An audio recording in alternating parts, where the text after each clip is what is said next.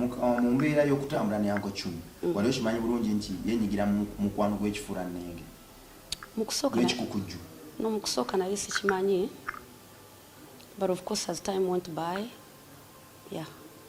wakimanya nti omuntu ono ayagala akozesa bakazi banne. Bwe nabadde nkozesa abakugu baffe okwekkaanya obutambi buno nga Uncle Chumi akuwadde omwenge ng'ali mu kukiisinga n'okukolako ebikolwa by'omukwano gw'ekifura nnenge. Nalabye obutambi obusukka mu busatu. Obutambi obwo bwonna yali akukoze ekikolwa kye kimu, yasooka nga kuwa mwenge n'akutwala muri eyo embeera emirundi esatu. Kyatwala bbanga kigalima okukuba like an hour on omuntu bw'ava eri n'akwata akaanako n'akalepinga akaana n'akalepinga bw'aba akkiriza okukyusa omusonyiwa. Bw'agwayo akaana n'akasiyaga n'akadifayiringa nga kasomero kaana katomya akamukaaga n'akalepinga n'akadifayiringa n'akakolako ebikolwa byambyone, bw'avaayo n'agamba banne nakaana kano ka myaka mukaaga omukazi ono namuwadde ebiragalalagala ne mukozesa banne naye nkyuse mu nsonyiwe. Kyokubiriza abazadde abali eyo bakigezeeko ko babasonyiwenga.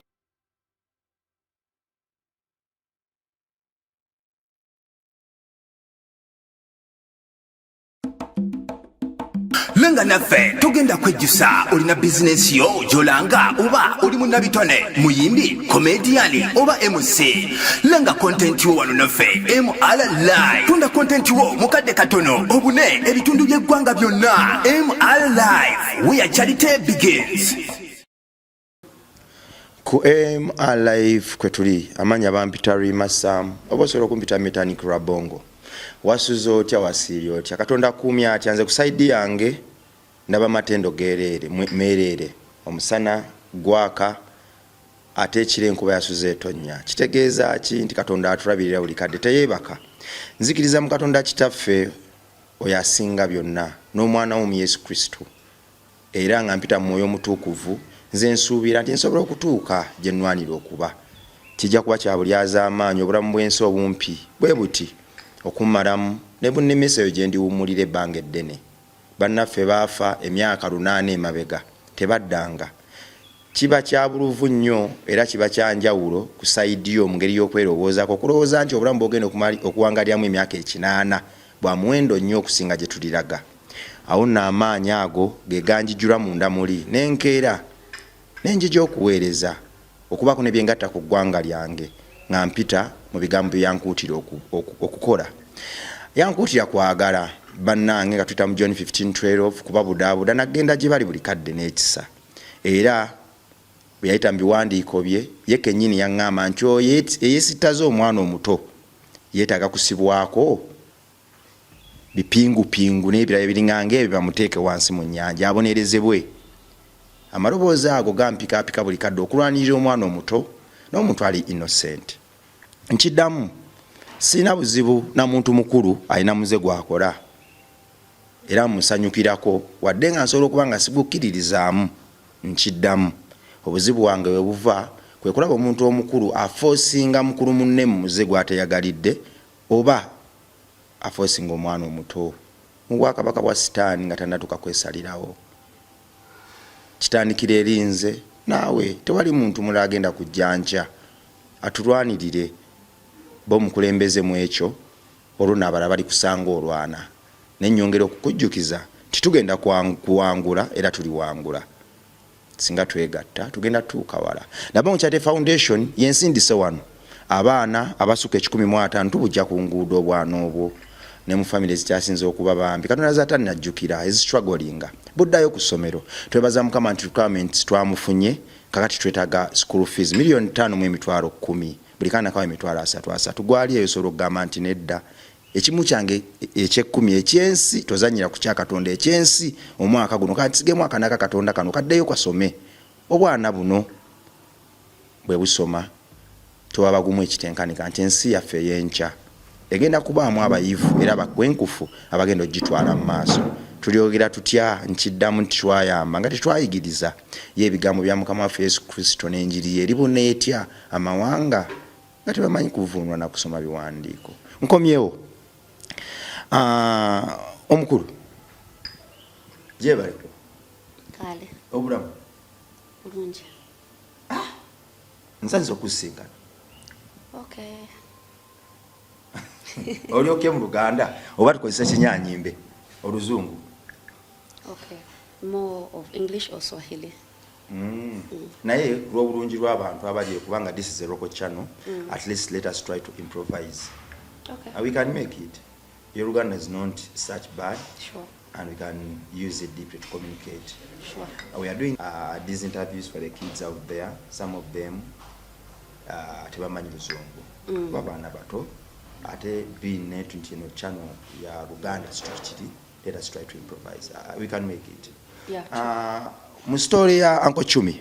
Nzize nkola stories ezifaanako bwe ziti. Abantu abamu batufuna bulala. Ne waggulu wa byonna nziramu obajjukiza nti tetuli wano kuteeka muntu yenna wansi. Tubaagale nnyo nekikyawe ebikolwa byabwe. Tutandise. Wakuta Uncle Chumi n'omuwala wala paka ku poliisi. First and foremost, I'm going to clear that no one arrested Uncle Chumi. She wasn't arrested. She has never been arrested. And I'm positive that she will not get arrested. So that was a very big lie from her. Yeah. But what happened is, after everything that took place or that happened, a case was reported.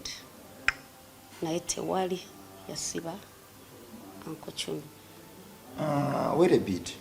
Bw'ogamba nti tewali yasiba Uncle Chumi, nga Uncle Chumi yata obutambi n'amaziga amayitirivu n'ebigambo ebisongovu ng'ali mabega wa mitayimbwa. You are confusing us. Amawulire g'ekkomera kwa Uncle Chumi gonna gaali mafu. Gaali mafu. Nakozesezza abakugu bange MRlive bekozesa ne tubaako ne statements n'ebifaananyi bye tufuna. Wabadde okola wakoze statement ku police era ng'ennyonnyola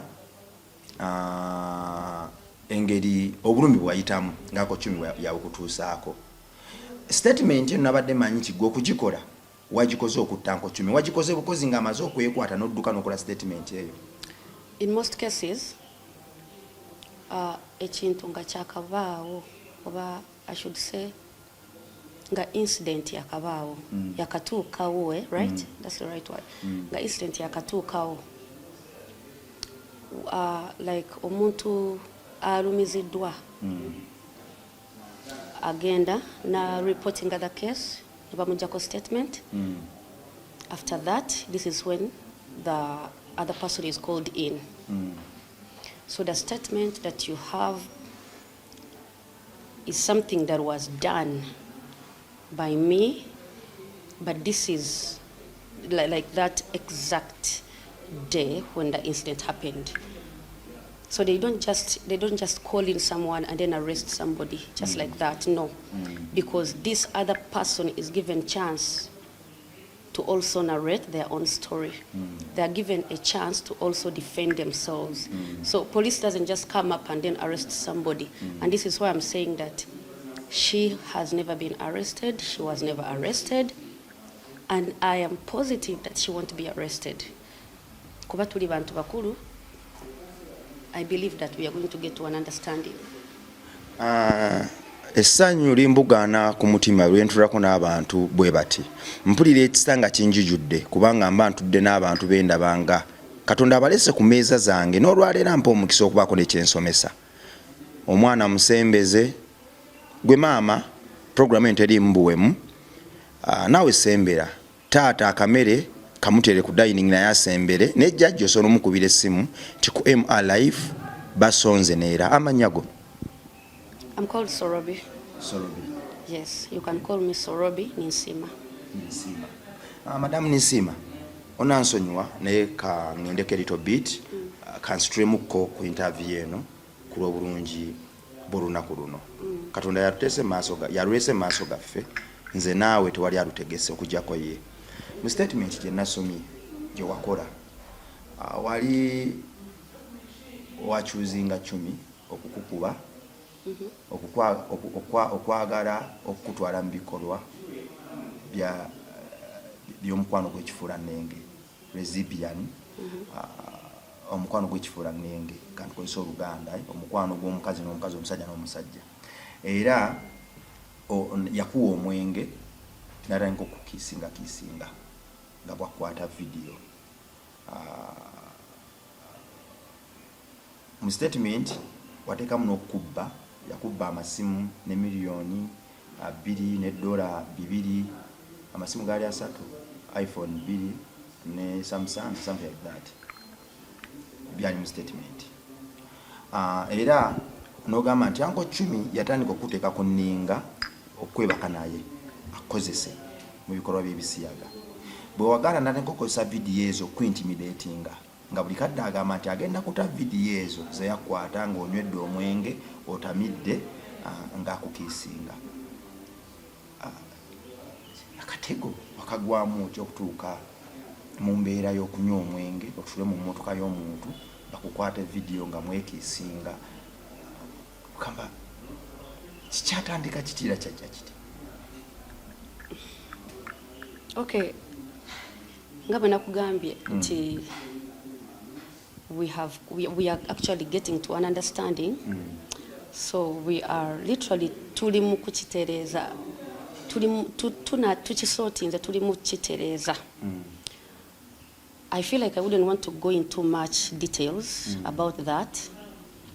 Ekirungi statement wagisoma and it is not something that I'm proud about and it is not something that I would want to just start, narrating about Ngoko because she has a brand, she's a star. Sandi agadde nnyo kukimukubisa oba kumwogerera kintu ng'ekyo because twatudde ku meza and we are having an understanding but kyenyinza okwogera is that whatever was written in the statement is true. Simba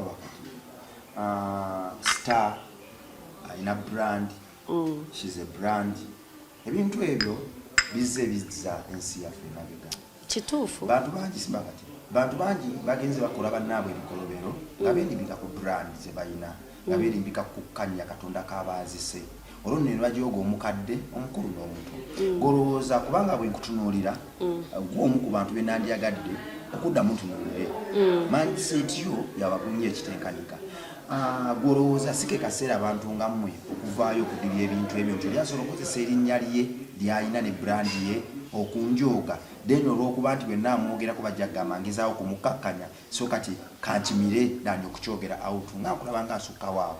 Not really.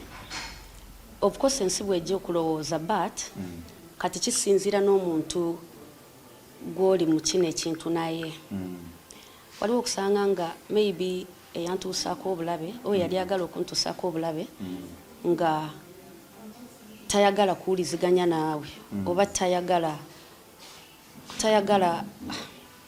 like kwekakanya yes nga tayagala kuteekako obumu kati such people of course you have no option but to expose but waliwo okusanga nga omuntu ono alabye ensobi ye n'agamba anyway can we handle this, can we do this and this so you always give them a chance and when it comes to sexual harassment ekyo kyo tukivumirira nnyo nti tekirina kubeerawo ate tekirina kuddamu because tuzze tulaba enfunda ennyingi okedda twabiwuliranga ku basajja nga be bamanyi okukwata ne banywesa abawale omwenge ne babateeramu obudagadagala and then of course wesangwa oli mu kintu ky'otalina kukola but this is something that we should caution and be careful about ate nga tetucautioninga basajja bokka but even the girls us yes we have to be careful n'ebifo bye tutuulamu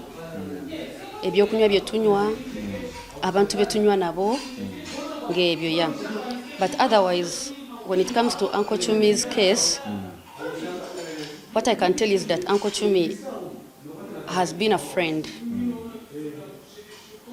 way back from 2019 and then I think we got some distance after that, after 2019, that was in 2020 until I met her again of recent Yeah. But she's a good person, by the way. Once you're close to her, she's a good person. Ate of course biri ebirala byonna bijja nga buli omu bw'alina ekibi n'ekirungi. Yes. But incident eyo ekyagireetera okugoing up to police, it was the assault that happened. Yes. Yakugalira mu nju n'akuwamba n'akuba. Yes. Yes. Kakati of course assault weyingirawo, abamu tetumanyi kulwana, abamu tetumanyi kuba, tetusobola kuvuma. You get it? So literally, I always tell people that the fact that I cannot beat anyone, I cannot fight anyone, I can't abuse anyone, I just use the law kunyamba. But ne bwemba ngenze ku police tekitegeeza nti njagala ono omuntu bamusibe. No. But it is you to know your mistakes so that you shouldn't do it next time. Yes. Si buli muntu agenda okulopa omusango ku police bayagala munne bamusibe. No. But wabaawo okutangira nti next time bwe kiba kisobose neera ne tufuna obutakaanya, beating is not a solution, or sexual harassment is not a solution. Yes. Ate ndowooza this is something that the young generation should be like educated about, that fighting, beating, harassment is never a solution. Sexual harassment is not a solution. Yeah. We are human, we are adults. You can do something if you want it. If you don't want, you cannot do it. Madam Ninsini, bwenabadde nkozesa abakugu baffe okwekkaanya obutambi buno nga Uncle Chumi akuwadde omwenge ng'ali mu kukiisinga n'okukolako ebikolwa eby'omukwano gw'ekifuranenge, nalabye obutambi obusukka mu busatu. Obutambi obwo bwonna yali akoze ekikolwa kye kimu, yasooka nga kuwa mwenge n'akutwala mu eyo embeera emirundi esatu. Yes. Nga tolina kyotegeera emirundi esatu, nga kudragging emirundi esatu. You know what is called it's called what? It's called there are some drugs you find people having bakakuteeranga mu kyokunywa. Teweebaka mbu weebase ogendere ddala weebase. But oyinza okukola n'ekintu ng'okitegeera ng'olaba kyokola, but it's not in your will, it's not in your agreement, it's not in your possession, but oliawo. Yeah, I'm forgetting the name. Yeah, so but you know, this is when I wake up and I'm like, no, but this is getting out of hand. Yes, I think I should just quit this friendship. Yakutiranga ebiragalalagala mu okunywa n'alinyisa obwagazi bwo. No, si bwagazi, but simanyi nabwe bakyogera anyway mu Luganda. N'atabulatabula obwongo bwo nga butasobola kwesalirawo. Like, have you ever been in a situation whereby oyagala kusitula ekigero, olaba oli mulamu oyagala kisitula, but yeah, that is it. So literally omuntu asobola okulaba n'agamba no mulamu ali okay, but in other words you're not. Yeah. So bochibeera. Yeah. So this is when natuuka n'engamba no, but this is too much. Ate ne bino ebifaananyi mugamba bijje mutabijjaamu. Ate nga it's like you're holding someone on ransom, like kastambirina. So that is the night when ngamba nayo manyi, I think I should first end this friendship. I remember I called her namugamba, can I send a border guy to pick my stuff? Nangamba, no, it's okay, you can come and pick your stuff. So this is when I come to pick my few belongings. Then she locks the door. And then she tells me, you're not going anywhere, you're going to spend a night here. And then the assault started. Yeah. No. It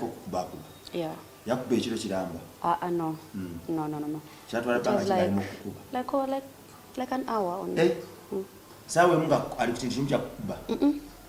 Disagreements. Maybe she talks, I talk. Yeah, like because I didn't want to spend a night. I wanted to go home.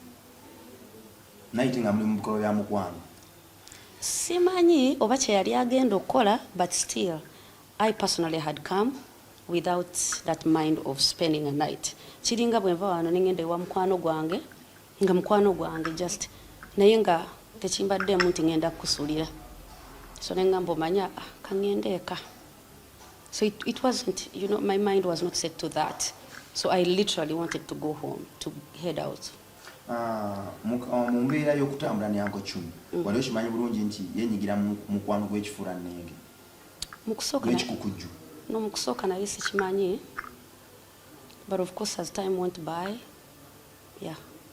Wakimanya nti omuntu ono ayagala akozesa bakazi banne. And this is when I got to know awo nengamba kange nzikyayo ebyange because ekintu kiyinza okujja ne kibaawo nga sikitegedde. Omwana wo mulenzi oba mwana? I think I wouldn't want to talk about that when it comes to kids. Yeah. Kubanga mu statement wataddemu nti n'omwana wo yali abeera n'omwana wo balinja kumanya nti children, I think we cannot discuss about that. Yeah. Tudde wano wagambye nti tukyali wano tugina anyway kati ngenda kyandolinga nja kubanga wali ekibuzo kimanyeka okubuuza kitambulira awo. Nze ng'omuzadde omuntu yenna akola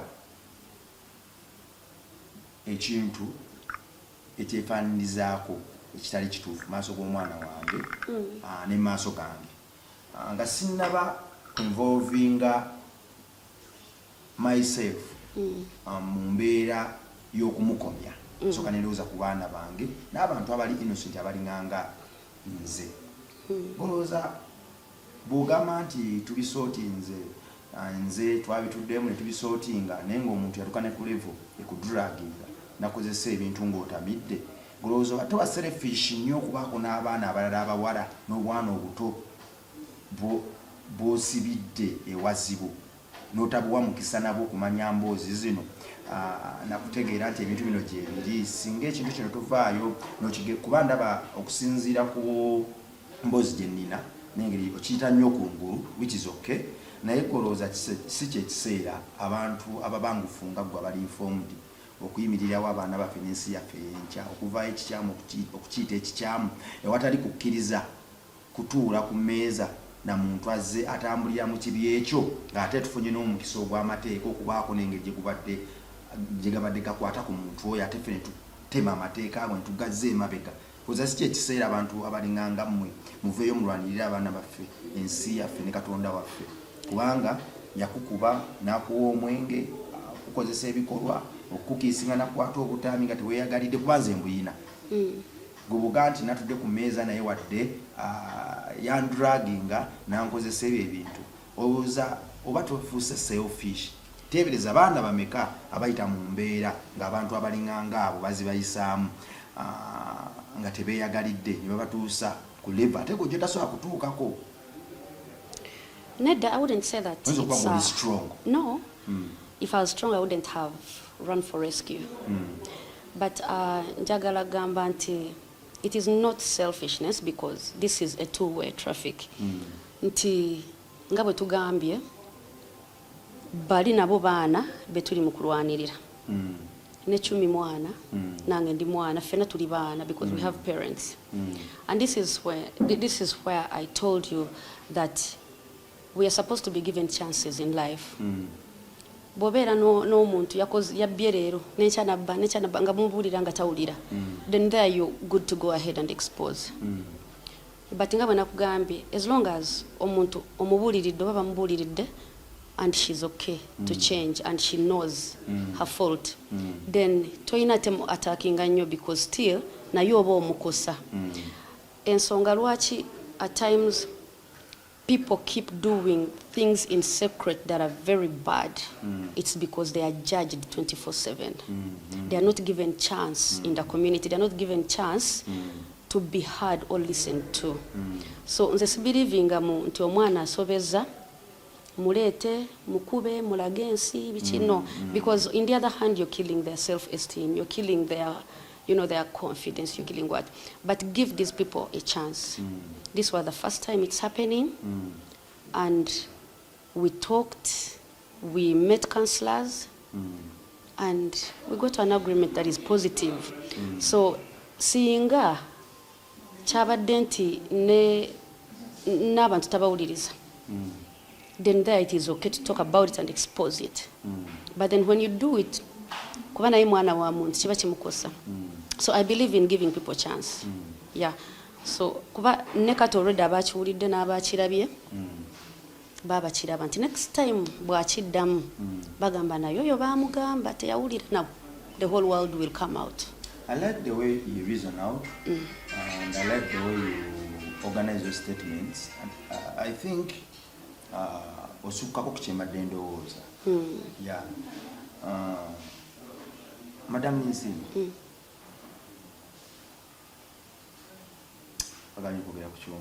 Anyway. No, for the kids, we have a I don't constitution want. here. Omuntu aso omuntu bamulamula. Omuntu alepinza omuntu bamulamula. Omuntu akozeseza omuntu nga teyagalidde first bamulamula. Constitution etulambika ku busobozi bwo ne ku ngeri gye nkulabamu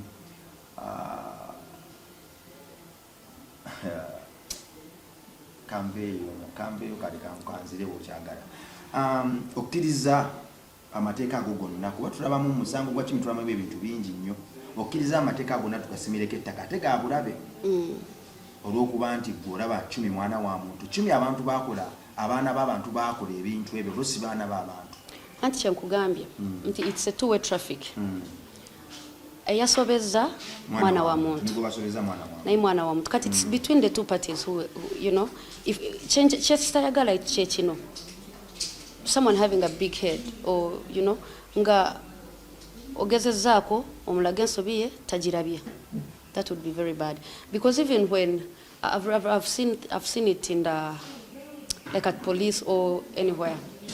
Whenever you report a case, they always first put you together to talk about it and sort it out before it's taken to another level. Why they are doing that? Balabe. Oli asobola okutegeera omusango gwe, asobola okukanya n'agamba munsonyiwe. Then wekigaana, you push. And this is what I'm telling you, that once this lady or the person is given a chance, n'agaana, then it is pushed out. But I don't be, yes, no, of course, mukukanya okwo wabawo omuzadde ne wabawo n'omuzadde wooli. Kasa tebakkaanya kakigenda. So tukubiriza abazadde abali eyo. So tukubiriza abazadde nti punishments okukuba okusiba oba okugamba omwana bamutwale mu mugundi in prison tekisolvinga anything. Kuba neero ojja musiba bangi babasiba bw'avaayo neera naddamu nabba. Simba wakati. Ku bantu abali eyo nange abazadde ndowooza nkufunye bulungi. Omuntu bw'aveeri n'akwata akaanako n'akalepinga. N'akalepinga akaana n'akalepinga. Bw'aba akkiriza okukyusa omusonyiwa. Yes. Bw'awaayo akaana n'akasiyaga n'akadifairinga nga kasomero kaana katomyaka 6 n'akalepinga n'akadifairinga n'akakolako ebikolwa byambyone bw'avaayo n'agamba banne n'akaana kano ka myaka 6 omukazi ono namuwadde ebiragalalagala ne mukozesa banne naye nkyuse mu nsonyiwe. Kyokubiriza abazadde abali eyo bakigezeeko ko babasonyiwenga. Yes, osonyiwe as long as omuntu ategedde omusango gwe nakkiriza omusango gwe ate ne yeenenya kuba ne Katonda kyatuyigiriza forgiving one another. As long as omuntu asabye ekisonyiwo akkiriza nti omusonyiwa unless otherwise. Kuba kati n'abaana mugenda bayigiriza obutujju nta oli bwakukuba mukube oli bwakufumita ekiso kinoonyo kimuzze mu mugongo kiriko ekiti akanda kane ka myaka oli bwakurepinga nawe mu repinga akadifairinze angambye nti nayo obwagazi bwansuseeko akaana ak'emyaka 6 kekaliwo musonyiwe. Look at this perspective. Njagala olabire wano why I believe in forgiving and understanding one another. Yamusobezaako bweba HIV yagifunye already yakikoze eki yabifunye kati ne bw'omusiba. Is there a difference? Okay, this might cap this person obutakikola ku muntu mulala but kati gwe ng'omuzadde tewali satisfaction y'amaanyi gye ndabaawo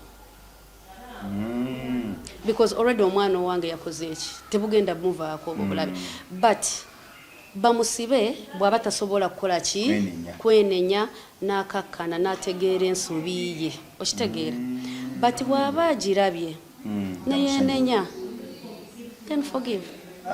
Chumi yakoze statement n'agamba nti omutiisatiisa okumutta era n'agamba ekintu kyonna kasa kimutuukako gwali emabega w'olukwe lw'abantu abaagala okumizisa omusu. Echobambi, that was a very wrong statement by the way from her. Olw'ensonga sikikolangako ekintu ekyo ate sobola kikola. Ate sikiwa nti nsobola okikola because bwemba nsobola okubeera very close to her like that. Ate nga naye trusting.